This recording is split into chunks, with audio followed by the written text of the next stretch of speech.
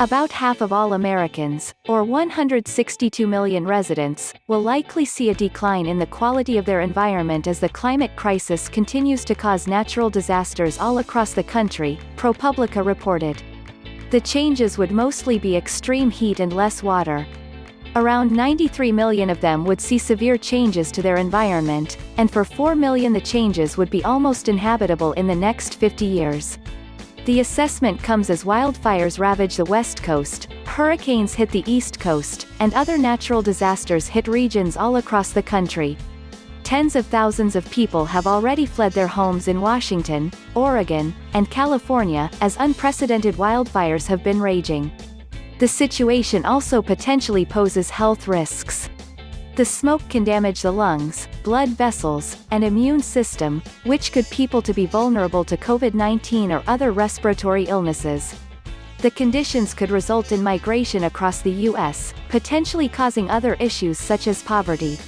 A 2018 study, published in the Journal of the Association of Environmental and Resource Economists, found that over the next 45 years, a little more than 8% of Americans in the southern part of the country will move toward California, the Mountain West, or the Northwest.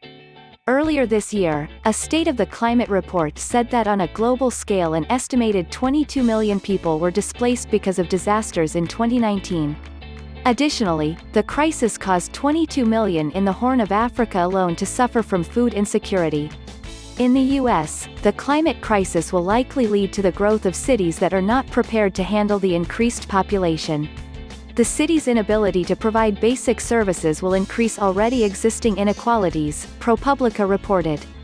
However, according to ProPublica, the impact is so widespread and diverse that Americans looking to flee one disaster in one part of the country are likely to run into another issue in another part. At least 28 million may face megafires in areas such as Texas and Florida, while another 100 million in mostly the Mississippi River Basin will likely face extreme humidity that working or playing outside could cause heatstroke. Additionally, crops will decimate in areas all across the middle of the country. More so, millions of Americans living near coastlines in various parts of the country will most likely have to move as sea levels rise, and as not all cities can afford to mitigate those effects.